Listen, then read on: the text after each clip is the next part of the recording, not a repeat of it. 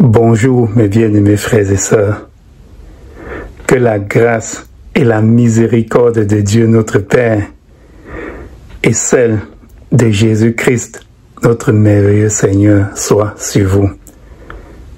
Mes bien-aimés, bien qu'étant un être infini, de qui nous ne connaissons pas grand-chose, des gens se sont amusés à déterminer des attributs à Dieu le Père en se basant sur son interaction avec les hommes à travers la Bible.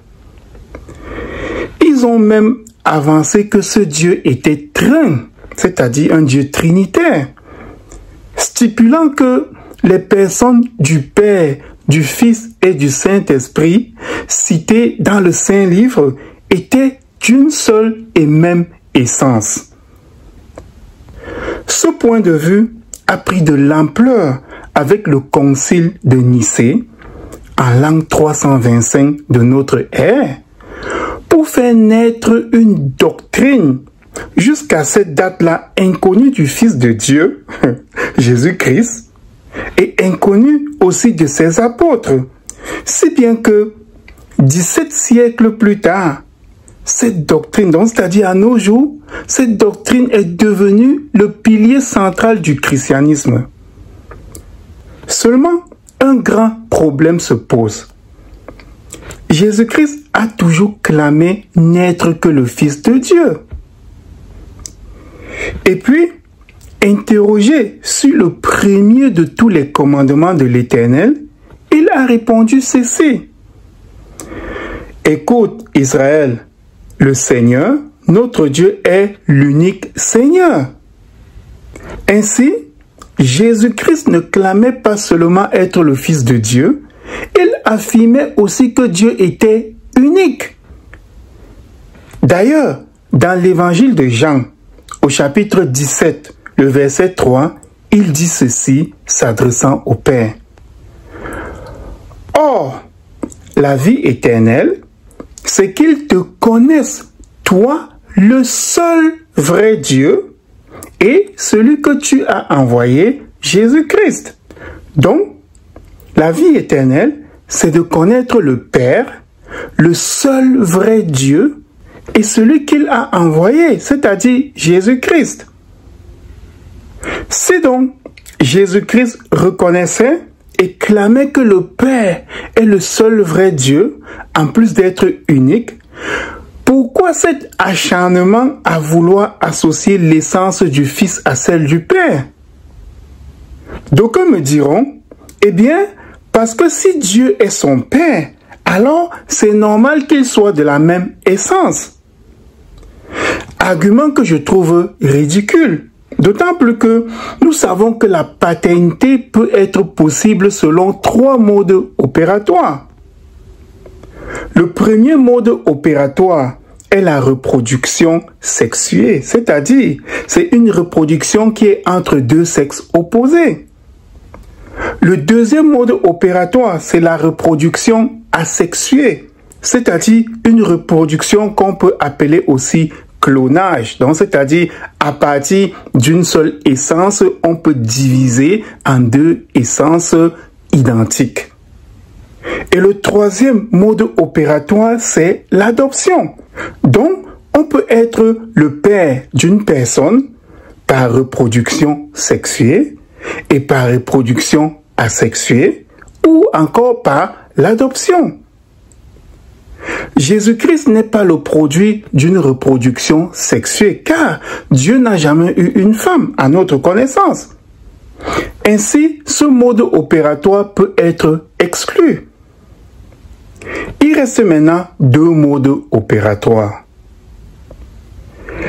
Les gens qui pensent que Jésus-Christ est Dieu aiment à dire qu'il est engendré d'une façon mystique et non créé, car la nature de Dieu est incréée.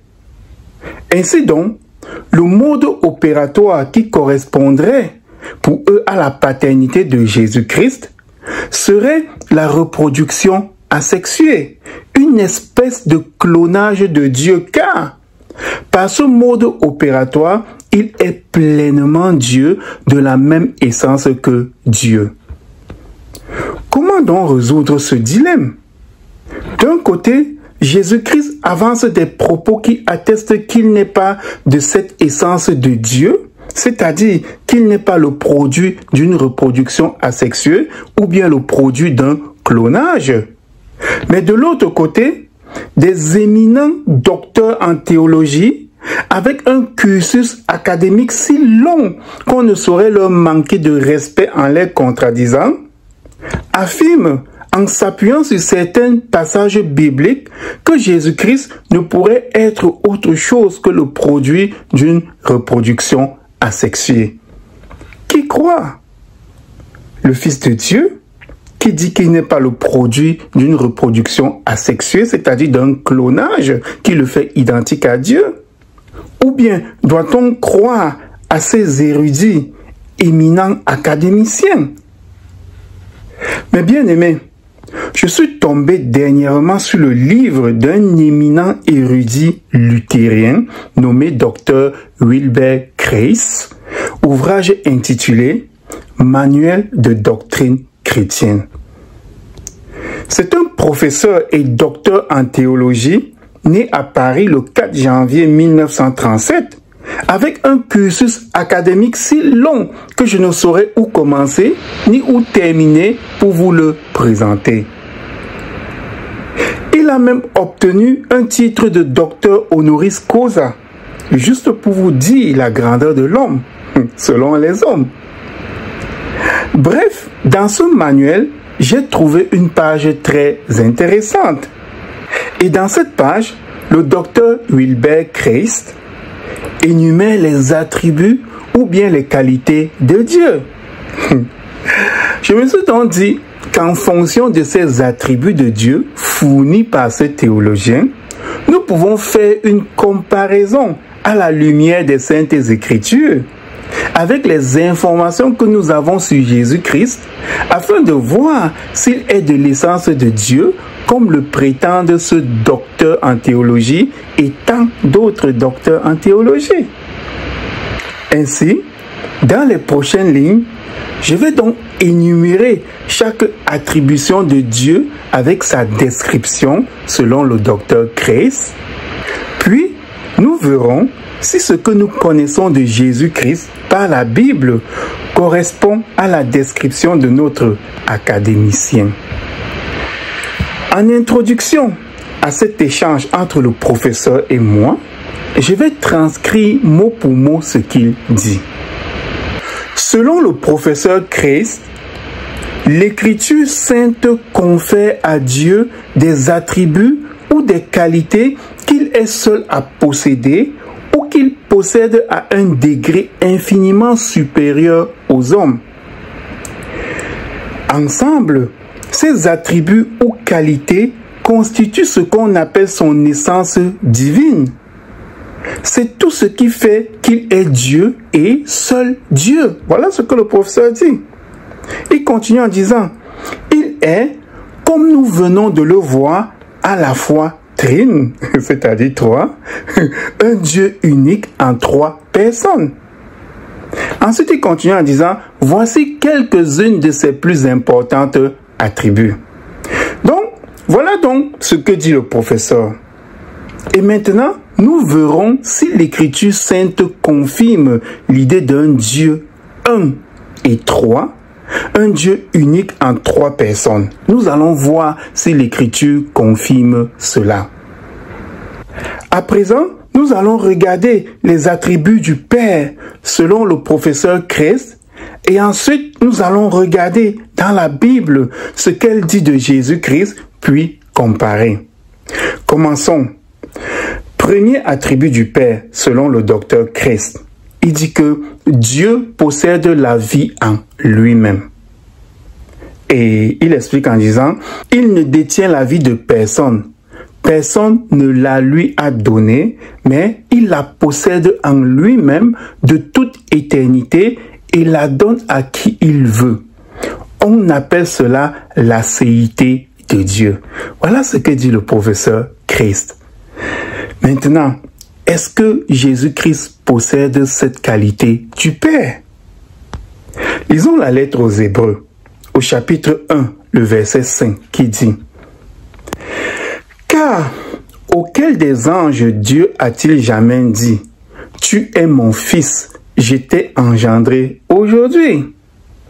Et encore, je serai pour lui un père et il sera pour moi un fils. » Par ce passage, nous constatons que Jésus-Christ détient la vie d'une autre personne qu'il lui a donnée.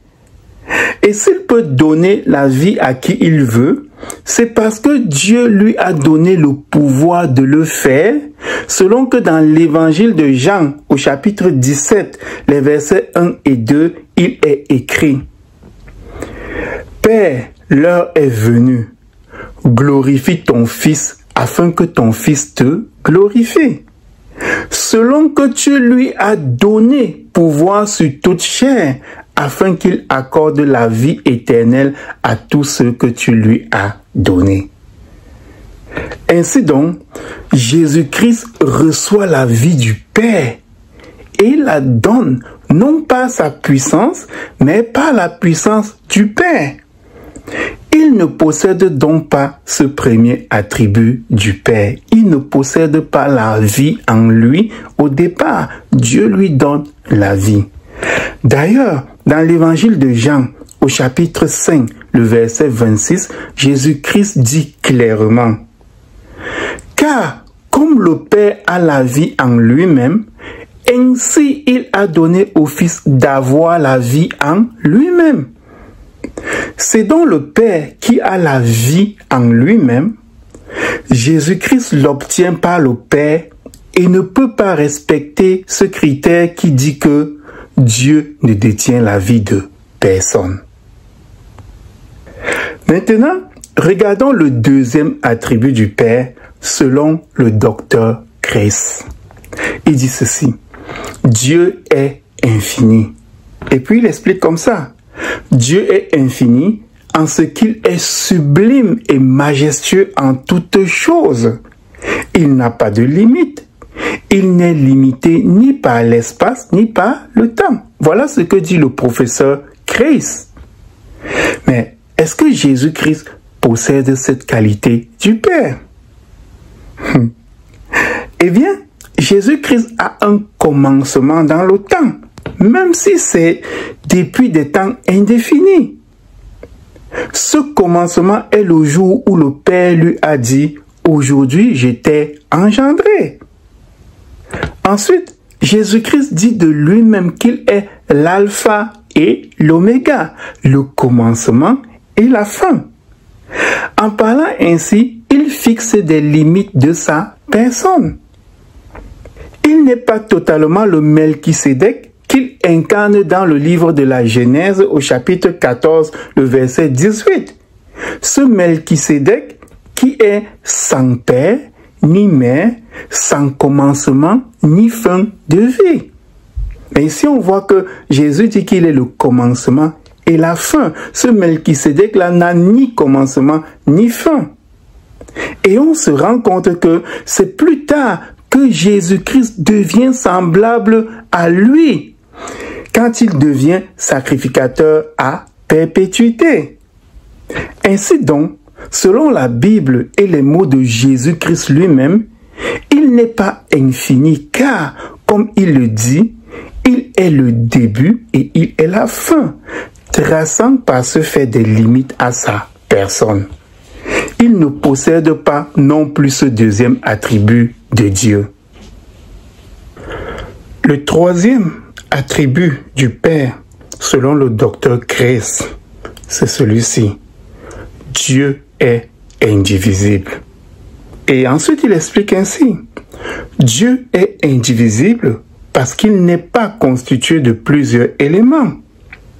Il n'a pas de corps fait de membres divers, ni d'âme, mais il est un esprit pur. Voilà ce que le professeur dit. Il est donc absolument simple dans son essence divine, dit le professeur Chris. Oui, mon cher docteur Chris, Dieu est indivisible. Voilà pourquoi je suis perplexe d'entendre de votre bouche et de celle de vos éminents collègues que ce Dieu indivisible existe en 3 personnes qui partagent la même essence. Si l'essence de Dieu est indivisible, alors il ne peut pas y avoir de reproduction asexuée, c'est-à-dire qu'il ne peut pas y avoir de clonage. Et s'il n'y a pas de reproduction asexuée, c'est-à-dire si on ne peut pas cloner Dieu, il n'y a personne qui est identique à Dieu. Est-ce que vous comprenez?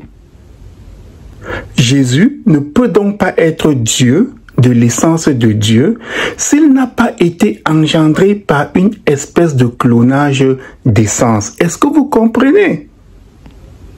Et puis, vous affirmez que Dieu, le Père, n'a pas d'âme. Mais il affirme lui-même à plusieurs reprises dans les Saintes Écritures qu'il en a une. Par exemple, dans le livre du Lévitique, au chapitre 26, le verset 11, Dieu dit « J'établirai ma demeure au milieu de vous, et mon âme ne vous aura point en horreur. » Et dans le livre du Lévitique, au chapitre 26, le verset 30, Dieu dit encore ceci. « Je détruirai vos hauts lieux, j'abattrai vos statues consacrées au soleil, je mettrai vos cadavres sur les cadavres de vos idoles, et mon âme vous aura en horreur. » Encore, dans le livre de Zacharie, au chapitre 11, le verset 8, Dieu dit ceci. « J'exterminai les 3 pasteurs en un mois. Mon âme était impatiente à leur sujet, et leur âme avait aussi pour moi du dégoût. » Et enfin, dans l'épître aux Hébreux, au chapitre 10, le verset 38, l'Éternel dit « Et mon juste vivra par la foi, mais s'il se retire, mon âme ne prend pas plaisir en lui. » Écoutez, « Et mon juste vivra par la foi, mais s'il se retire, mon âme ne prend pas plaisir en lui. » Oui, Dieu le Père a bien une âme si on se réfère aux Saintes Écritures. Jésus-Christ lui aussi a une âme car dans le psaume 22 au verset 21, ce psaume qui parle de souffrance à venir de Christ, ce psaume dit ceci. « Protège mon âme contre le glaive, ma vie contre le pouvoir des chiens. » Et plus explicite, nous avons encore Jésus-Christ qui, dans l'évangile de Matthieu, au chapitre 26, le verset 28, dit, ici il est en train de parler aux disciples au jardin de Gethsémani, il dit ceci, « Mon âme est triste jusqu'à la mort, restez ici et veillez avec moi. » Ainsi donc, si l'essence de Dieu, le Père, est indivisible, alors Jésus-Christ, son Fils, ne peut être de l'essence du Père. Et ensuite, contrairement à vos assertions, vous ces érudits-là, Dieu a une âme et c'est lui-même qui le dit dans la Bible. 4e attribut du Père, selon le docteur Grace, notre érudit, il dit ceci, Dieu est immuable. Ensuite, il explique, Dieu est immuable signifie qu'il ne subit aucun changement dans son essence et dans ses attributs. Il reste éternellement identique à lui-même. C'est ce que dit le professeur. Mais est-ce que Jésus-Christ possède cette qualité du Père?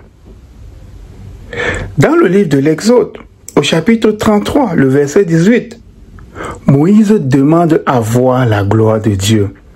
Et la réponse de celui-ci vient au verset 20 qui dit ceci.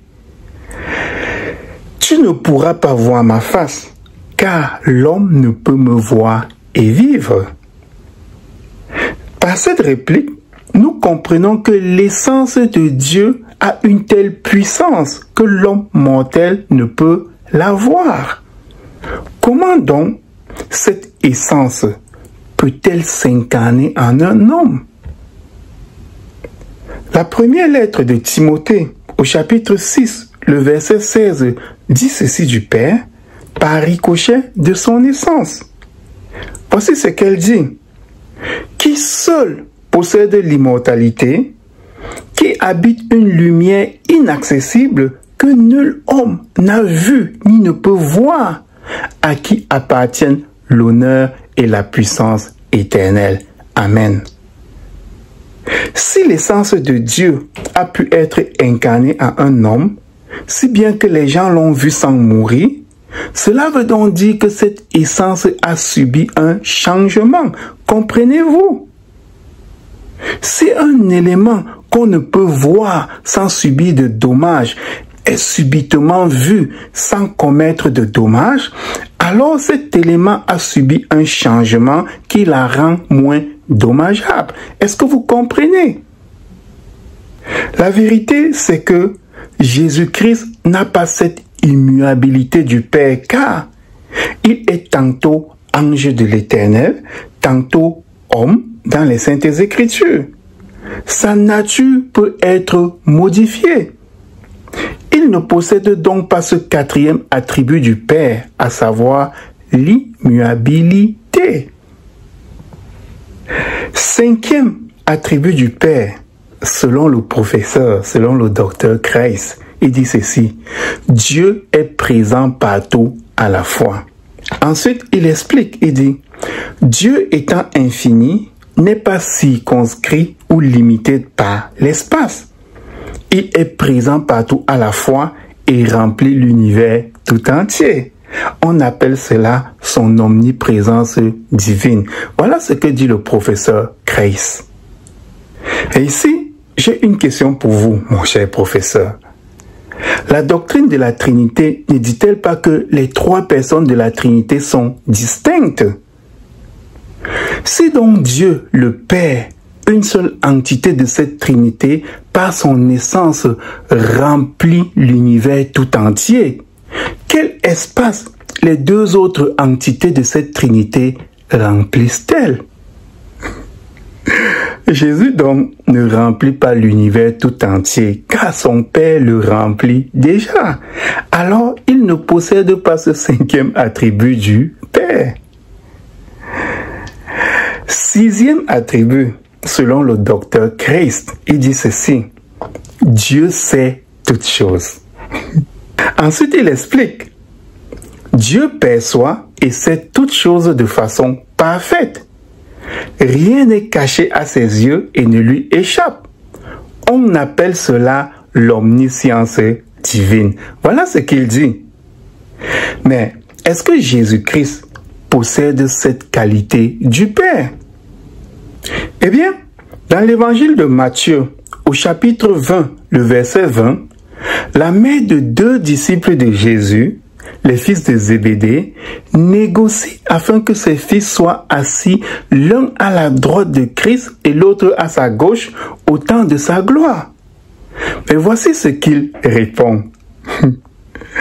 Mais pour ce qui est d'être assis à ma droite et à ma gauche, cela ne dépend pas de moi et ne sera donné qu'à ceux à qui mon Père l'a réservé.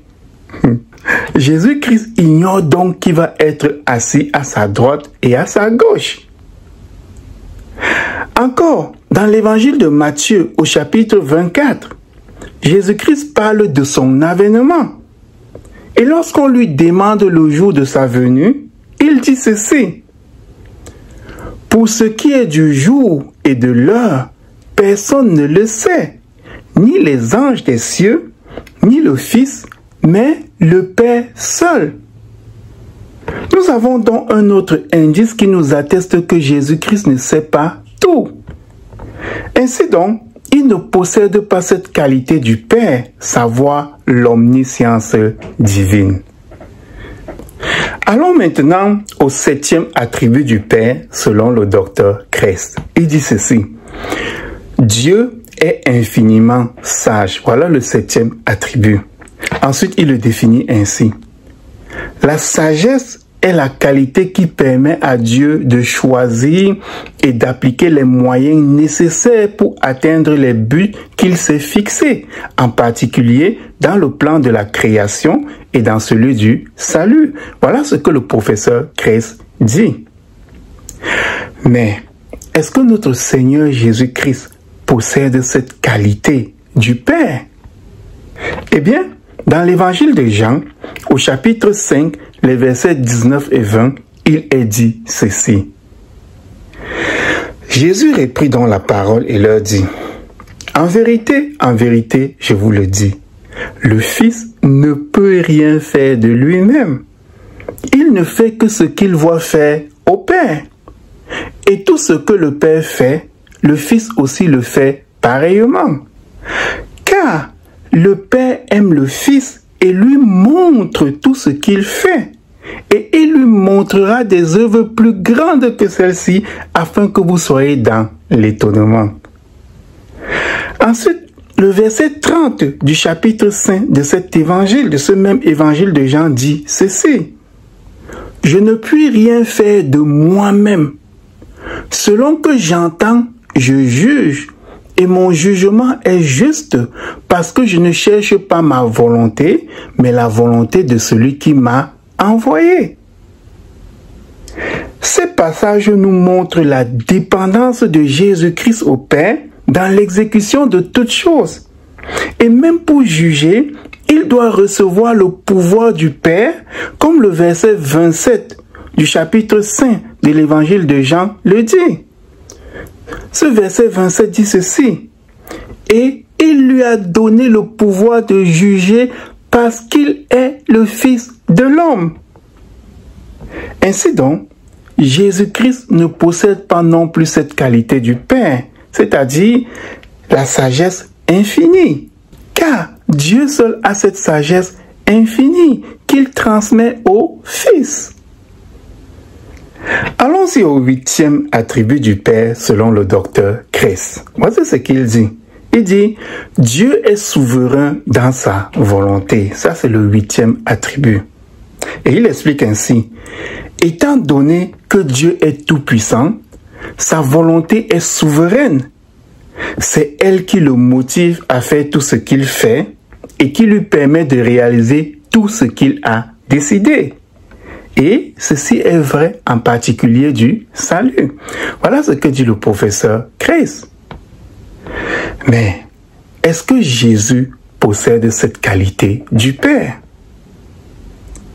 Dans l'évangile de Matthieu, au chapitre 28, le verset 18, Jésus-Christ à ses apôtres dit ceci. Tout pouvoir m'a été donné dans le ciel et sur la terre. Écoutez, tout pouvoir m'a été donné dans le ciel et sur la terre. Si les pouvoirs lui ont été donnés, alors ces pouvoirs ne lui appartiennent pas. Et si les pouvoirs ne lui appartiennent pas, il n'est pas souverain. Dans la première lettre aux Corinthiens, au chapitre 15, les versets 27 et 28, l'apôtre Paul dit ceci. Dieu, en effet, donc Dieu le Père, en effet, a tout mis sous ses pieds. Sous les pieds de qui? De Christ. Mais lorsqu'il dit que tout lui a été soumis, il est évident que celui qui lui a soumis toutes choses est excepté. Et lorsque toutes choses lui auront été soumises, alors le Fils lui-même, c'est-à-dire Jésus-Christ, sera soumis à celui qui lui a soumis toutes choses, afin que Dieu, le Père, soit tout en tous. Ainsi donc, la toute-puissance qui a été donnée à Jésus-Christ, c'est afin de soumettre toutes choses. Et une fois que tout sera soumis, Jésus-Christ remettra cette toute-puissance pour être soumis lui aussi au Père. Si Jésus-Christ est soumis à un être, sa volonté ne peut pas être souveraine. D'autant plus que cet être auquel il est soumis, il l'appelle son Dieu. Notre Seigneur Jésus-Christ appelle notre Père son Dieu. La volonté d'une personne peut-elle être souveraine devant celle de son Dieu? Ou bien la volonté d'une personne peut-elle être souveraine devant celle de son chef? Car la Bible dit que Dieu est le chef de Jésus-Christ. Il ne possède donc pas cette qualité de souveraineté de la volonté que le Père seul possède. Neuvième attribut du Père, selon le docteur Kress. Il dit ceci: Dieu est saint. Ensuite, il explique en disant: la sainteté est la qualité en vertu de laquelle Dieu, qui est sublime dans son essence, est totalement différent de toutes les créatures et infiniment supérieur à elles. Il est parfait. Cela signifie en particulier qu'il est absolument pur dans ses affections, dans ses pensées, dans sa volonté et dans ses actes. Et il est hostile à tout ce qui ne l'est pas. Voilà ce que dit le professeur Kress. Maintenant, est-ce que Jésus-Christ possède-t-il cette qualité du Père, la sainteté? Écoutez, selon la définition du professeur, Jésus-Christ est saint. Mais l'essence du Père ne lui permet pas d'entrer en contact avec un être impur. Et cependant, l'essence de Jésus-Christ lui permet de porter sur lui les péchés des personnes impures. Du coup, il est difficile de croire que l'essence de Christ est celle du Père, le seul vrai Dieu. Car l'essence du Père est immuable, donc c'est-à-dire on ne peut pas la modifier.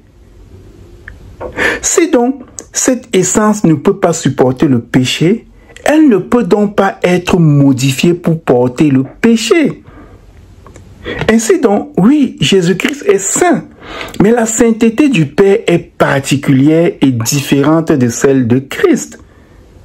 Cette sainteté, celle du Père, ne peut pas tolérer le péché, tandis que la sainteté de Christ peut le tolérer jusqu'à porter le péché pour les pécheurs. Est-ce que vous comprenez? Jésus-Christ ne possède donc pas cet attribut du Père. Passons maintenant au 10e attribut du Père selon le docteur Kress. Il dit ceci: Dieu est juste. Et il explique en disant: Dieu est juste en ce qu'il est fidèle à ce qu'il a dit. Ses lois sont de justes manifestations de sa sainte volonté et ses jugements sont conformes à ses lois. En vertu de sa justice, il châtie l'impie et sauve le pécheur repentant et croyant. Voilà ce que dit le professeur Kress. Maintenant, est-ce que Jésus-Christ possède-t-il cette qualité du Père? Eh bien, Jésus-Christ est juste comme le dit la Bible. Mais puisque les saintes écritures disent que Jésus-Christ ne fait rien de lui-même et que tout lui est montré par le Père, alors on peut dire que la source de la justice de Christ, c'est le Père. Est-ce que vous comprenez? Passons au 11e attribut du Père, selon le docteur Kress. Il dit ceci: Dieu est véridique. Voilà le 11e attribut du Père, selon le docteur Kress. Dieu est véridique. Ensuite, il explique, il dit: Dieu dit toujours la vérité. Il ne ment jamais. Il est véritablement celui qu'il déclare être. Il veut vraiment ce qu'il affirme vouloir et réalise ce qu'il a promis. Ses actes sont en parfaite harmonie avec ses paroles. Voilà ce que dit le professeur Kress. Maintenant, est-ce que Jésus-Christ possède cette qualité du Père, selon la Bible? Eh bien, dans l'évangile de Jean, au chapitre 14, le verset 6, Jésus-Christ dit ceci: Je suis le chemin, la vérité et la vie. Nul ne vient au Père que par moi. Oui, la Bible dit que Jésus-Christ est véridique. Et puisqu'il est véridique, il confond tous ces érudits et éminents académiciens qui font de lui l'égal du Père, affirmant qu'il est de la même essence que lui, car il dit ceci: « Le Père est plus grand que moi. » Et puis, il dit aussi: « La vie éternelle, c'est qu'ils te connaissent, toi, le seul vrai Dieu. » Le seul vrai Dieu a une essence unique. Sinon, il ne serait plus le seul vrai Dieu. Ainsi donc, Jésus-Christ partage cette qualité avec Dieu sans être de son essence. Sinon, il aurait menti lorsqu'il affirme que le Père est le seul vrai Dieu. Est-ce que vous comprenez?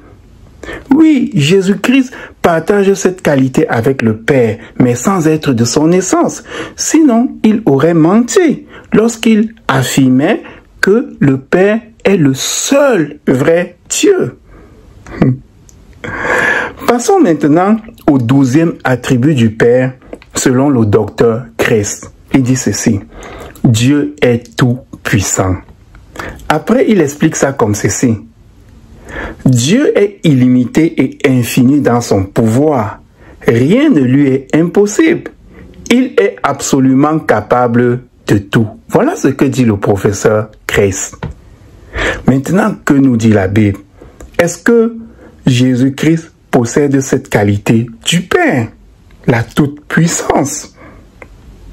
Eh bien, dans l'évangile de Matthieu, au chapitre 28, le verset 18, Jésus-Christ dit ceci à ses apôtres: « Tout pouvoir m'a été donné dans le ciel et sur la terre. » Écoutez, tout pouvoir m'a été donné dans le ciel et sur la terre. Si les pouvoirs lui ont été donnés, alors ces pouvoirs ne lui appartiennent pas. Et si les pouvoirs ne lui appartiennent pas, il n'est pas tout puissant. Jésus-Christ a la toute-puissance de Dieu pour un instant, afin de soumettre toutes choses. Une fois que tout sera soumis, il rendra la toute-puissance à Dieu et se soumettra à lui. C'est ce que révèle la première lettre de Paul aux Corinthiens, au chapitre 15, les versets 27 et 28. Ainsi, Jésus ne possède la toute-puissance que momentanément. Il ne la possède pas par son essence. Elle le lui est donnée par Dieu. Passons maintenant au 13e attribut du Père selon le docteur Christ. Il dit ceci: Dieu est infiniment bon. Et voici comment il explique ça. La bonté de Dieu est son amour, sa bienveillance, sa grâce et sa miséricorde envers ses créatures. Dans son amour, il désire vivre en communion avec les hommes. Dans sa bienveillance, il aspire à bénir ceux qu'il aime. Et dans sa grâce, il offre ses bénédictions et en particulier son salut à tous, sans tenir compte de leur mérite ou de leur indignité. Et dans sa miséricorde, il a pitié du malheureux et lui vient en aide. Voilà ce que dit le professeur Christ. Maintenant, est-ce que Jésus-Christ possède-t-il cette qualité du Père, c'est-à-dire la bonté? Eh bien, l'évangile de Luc, au chapitre 18, les versets 18 et 19 dit ceci. Un chef interrogea Jésus-Christ et dit: « Bon maître, que dois-je faire pour hériter la vie éternelle? » Et Jésus lui répondit: « Pourquoi m'appelles-tu bon? Il n'y a de bon que Dieu seul. » Écoutez, pourquoi m'appelles-tu bon? Il n'y a de bon que Dieu seul, le Père. Ainsi, de la bouche de Jésus-Christ, le véridique, nous savons que le Père seul est bon. Notre Seigneur Jésus-Christ fait bien sûr preuve d'une bonté infinie. Mais la bonté comme attribut, il dit que le Père seul l'a. Qui donc êtes-vous, cher érudit, pour le contredire? Jésus-Christ, par ses propres mots, ne possède pas la bonté au même titre que le Père. ce qui vient marquer encore une différence dans l'essence des deux. Mes bien-aimés, l'analyse de ces 13 attributs du Père cités par le professeur Kress et la comparaison avec ce que la Bible dit de Jésus-Christ montrent qu'à presque tous les niveaux, le Messie ne correspond pas aux définitions que donnent les attributs du Père selon nos chers érudits, selon nos chers connaisseurs. On peut donc conclure que notre Seigneur Jésus-Christ n'est pas un clone du Père. Il n'est pas le produit d'une reproduction asexuée avec le Père. Si donc le Messie n'est ni le produit d'une reproduction sexuée, car Dieu n'a pas de femme, ni le produit d'une reproduction asexuée, car Jésus n'est pas un clone de Dieu, alors il ne reste qu'une seule façon pour lui d'être le Fils de Dieu. Et cette façon, c'est quoi? C'est l'adoption. Souvenez-vous qu'au début de cette leçon, je vous disais qu'il n'y a que 3 modes opératoires pour une paternité. 1. La reproduction sexuée. 2. La reproduction asexuée. Et 3. L'adoption. Jésus-Christ ne pouvant donc pas être Fils de Dieu par les 2 premiers modes, l'est certainement pas le 3e mode, c'est-à-dire il n'est pas l'adoption. Mais avant d'être adopté, il faut déjà exister, n'est-ce pas? Comment Jésus-Christ est-il venu à l'existence? Lisons un peu dans le symbole que les trinitaires utilisent pour expliquer la naissance de notre Seigneur Jésus-Christ. Lisons les premières lignes du symbole de Nicée-Constantinople qui disent ceci. Voici ce que ce symbole fait par les hommes dit. Je crois en un seul Dieu, le Père Tout-Puissant, Créateur du ciel et de la terre, de l'univers visible et invisible. Je crois en un seul Seigneur, Jésus-Christ, le Fils unique de Dieu, né du Père avant tous les siècles. Il est Dieu, né de Dieu, lumière, né de la lumière, vrai Dieu, né du vrai Dieu, engendré, non pas créé, consubstantiel au Père, et par lui tout a été fait. Ici, nous constatons que Jésus-Christ est né de Dieu. Mais ces gens-là nous spécifient qu'il est engendré, non pas créé. Ils nous disent qu'il est consubstantiel au Père. Et c'est ici que nous avons un problème. Parce que le terme consubstantiel, qui veut dire être de la même substance qu'eux, n'a jamais été mentionné dans la Bible. Si Jésus-Christ est consubstantiel au Père, c'est-à-dire de la même essence que le Père, alors ils auraient les mêmes attributs. Or, l'analyse que nous avons faite un peu plus haut montre que sur les 13 attributs mentionnés par le professeur Kress, Jésus-Christ ne faisait pas un match parfait. Ainsi donc, nous voyons un mensonge quelque part. Le symbole de Nicée-Constantinople est rédigé des siècles après Jésus-Christ et ses apôtres par des érudits. Ce symbole a été rédigé par des érudits avec pour but d'appuyer une doctrine, la Trinité. Et cette doctrine, elle aussi, a été apportée par des hommes des siècles après le Messie et les apôtres. Comment la Bible dit-elle que Jésus-Christ est venu à l'existence? La lettre aux Colossiens, au chapitre 1, le verset 15, parlant de Jésus-Christ, dit ceci. Il est l'image du Dieu invisible, le premier-né de toute la création. Écoutez, il est l'image du Dieu invisible, le premier-né de toute la création. La lettre aux Hébreux, quant à elle, au chapitre 1, le verset 6, parlant de Jésus-Christ, dit ceci. Et lorsqu'il, donc c'est-à-dire Dieu, et lorsqu'il introduit de nouveau dans le monde le premier-né, il dit que tous les anges de Dieu l'adorent. Maintenant, le livre de l'Apocalypse, quant à lui, au chapitre 3, le verset 14, parlant de Jésus-Christ, dit ceci. Écrit à l'ange de l'église de Laodicée, voici ce que dit l'Amen, le témoin fidèle et véritable, le commencement de la création de Dieu. Nous constatons par ces quelques passages de la Bible que Jésus-Christ est issu du processus d'une naissance. Mais quel est ce processus? Nous avons déjà vu que Christ ne peut être ni le produit d'une reproduction sexuée, ni le produit d'une reproduction asexuée.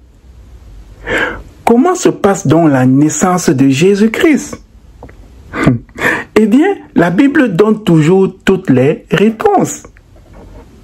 Dans le livre des Proverbes, au chapitre 8, les versets 22 à 30, sous l'inspiration de l'Esprit Saint, le roi Salomon écrivit ceci. Ici, c'est la sagesse qui s'exprime. Elle dit ceci. L'Éternel m'a créé, la première de ses œuvres, avant ses œuvres les plus anciennes. J'ai été établi depuis l'éternité, dès le commencement, avant l'origine de la terre. Je fus enfanté quand il n'y avait point d'abîme, point de source chargée d'eau. Avant que les montagnes soient affermies, avant que les collines existent, je fus enfanté. Il n'avait encore fait ni la terre, ni les campagnes, ni le premier atome de la poussière du monde. Lorsqu'il disposa les cieux, j'étais là.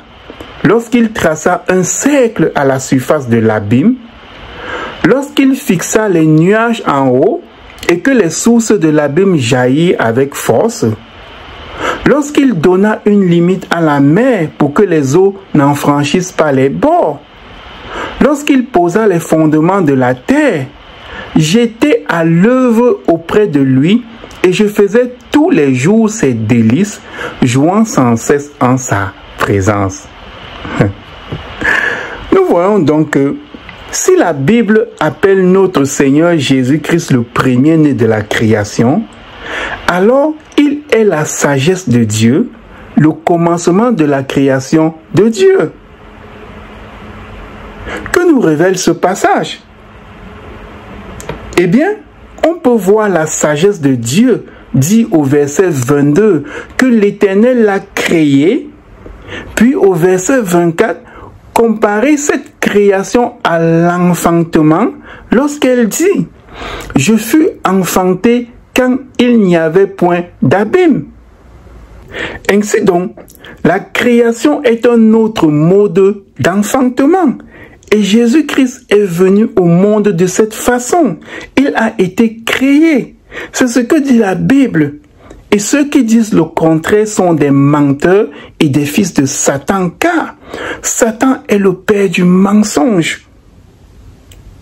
Au verset 30 de ce chapitre 8 du livre des Proverbes, nous pouvons voir cette sagesse qui a été créée être à l'œuvre auprès du Père, pour ainsi confirmer que Jésus-Christ, la sagesse de Dieu, a participé à la création de toutes choses.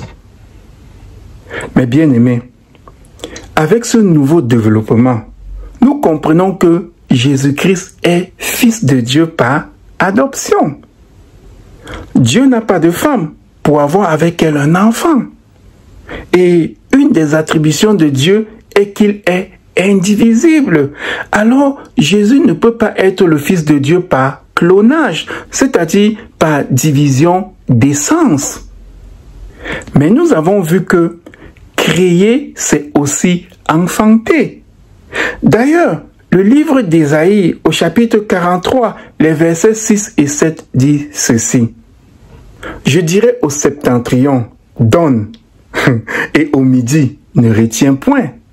Fais venir mes fils des pays lointains et mes filles de l'extrémité de la terre, tous ceux qui s'appellent de mon nom et que j'ai créé pour ma gloire, que j'ai formé et que j'ai fait. Nous voyons que des gens que Dieu a créés et que des gens que Dieu a formés et fait, il les appelle ses fils et ses filles. Jésus-Christ est alors fils de Dieu par la création, tout comme on appelle les anges qui ont été créés les enfants de Dieu. Ils sont enfants de Dieu par adoption car Dieu les a créés, puis il les a adoptés comme ses enfants. La lettre aux Romains, au chapitre 8, le verset 29 dit ceci. Car ceux qu'il a connus d'avance, il les a aussi prédestinés à être semblables à l'image de son Fils, afin que son Fils fût le premier-né entre plusieurs frères. Et la lettre aux Hébreux, au chapitre 2, le verset 11 dit ceci. Car celui qui sanctifie, c'est-à-dire Christ, et ceux qui sont sanctifiés, c'est-à-dire nous les chrétiens, sont tous issus d'un seul. C'est pourquoi il n'a pas honte de les appeler frères. Ces deux passages parlent des chrétiens, c'est-à-dire des hommes et des femmes qui vont croire en Jésus-Christ. Ils sont frères de Jésus-Christ, non seulement par la création, mais aussi parce qu'ils seront eux aussi adoptés plus tard par le Père, comme la lettre aux Éphésiens, au chapitre 1, le verset 5 le dit. Voici ce que ce verset dit. Nous ayant prédestinés dans son amour à être ses enfants d'adoption par Jésus-Christ, selon le bon plaisir de sa volonté. En conclusion donc, mes bien-aimés frères et sœurs, nous constatons que les théologiens, docteurs ou professeurs se sont avancés trop vite en disant que Jésus-Christ était Dieu dans une trinité de la même substance que Dieu. Nous avons montré par leur propre définition et en comparaison avec la vérité biblique qu'ils se contredisent, ils se perdent et perdent ceux qui leur font confiance. On ne peut pas prétendre qu'un métal qui brille est de l'or, tandis que les propriétés que nous citons pour l'or ne sont pas retrouvées dans ce métal qui brille.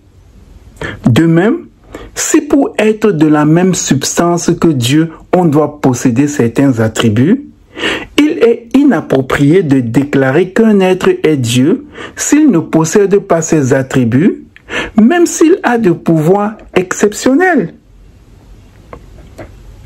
Jésus-Christ a toujours nié être Dieu de la substance du Père.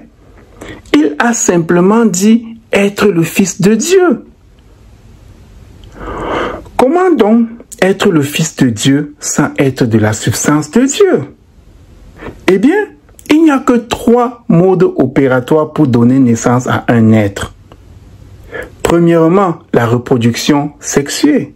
Et pour cela, ça prend une femme. Et Dieu n'a pas de femme. Deuxièmement, la reproduction asexuée. Ici, il faut que l'être initial soit divisible, mais Dieu est indivisible. Et troisièmement, la création. Dieu n'a ni femme et ne peut être divisible. Alors ses fils et ses filles ne le sont que par la création. La Bible nous montre que la création est une forme de naissance et c'est ainsi que naissent les enfants de Dieu car après cette création, il les adopte pour devenir leur Père. Tout ceci est si simple que les gens se disent que c'est trop simple pour être vrai. Alors, ils se mettent à compliquer les choses en créant cette fable qu'on appelle la Trinité. Il est vrai que la Bible dit que Jésus-Christ est Fils unique de Dieu. Mais cela n'est pas si difficile à comprendre. La lettre aux Colossiens, au chapitre 1, le verset 16 dit ceci, parlant de Jésus-Christ. Car en lui ont été créées toutes les choses qui sont dans les cieux et sur la terre, les visibles et les invisibles, trône, dignité, domination, autorité. Tout a été créé par lui et pour lui. Ici, on voit que toutes choses ont été créées par Jésus-Christ, excepté lui-même qui est le premier-né de la création de Dieu. Jésus-Christ est donc techniquement fils unique de Dieu parce qu'il est le seul que Dieu a créé de ses propres mains. Il est aussi vrai que la Bible dit que Jésus-Christ sera appelé Dieu. Et on peut même voir un apôtre Thomas appeler Jésus-Christ Dieu. Mais cela est aussi simple à comprendre quand on se laisse guider par l'Esprit Saint. Dans le livre de l'Exode, tandis que Moïse conduit le peuple de l'Éternel de l'Égypte à la terre promise, celui-ci, donc c'est-à-dire l'Éternel, envoie devant le prophète un ange pour marcher devant eux. Cet ange-là, c'est l'ange de l'Éternel. Au chapitre 23 du livre de l'Exode, au verset 20 et 21, il est dit ceci. Ici, c'est Dieu qui parle. « Voici, j'envoie un ange devant toi pour te protéger en chemin et pour te faire arriver au lieu que j'ai préparé. Tiens-toi sur tes gardes en sa présence et écoute sa voix. Ne lui résiste point, parce qu'il ne pardonnera pas vos péchés, car mon nom est en lui. »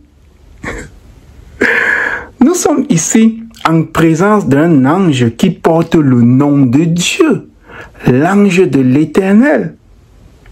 Cet ange, en plus de pouvoir être appelé comme Dieu, a aussi les pouvoirs qui vont avec cette appellation. Et cet ange, c'est Jésus-Christ. Voilà pourquoi on peut appeler Jésus-Christ Dieu. Parce que Dieu a mis son nom en lui.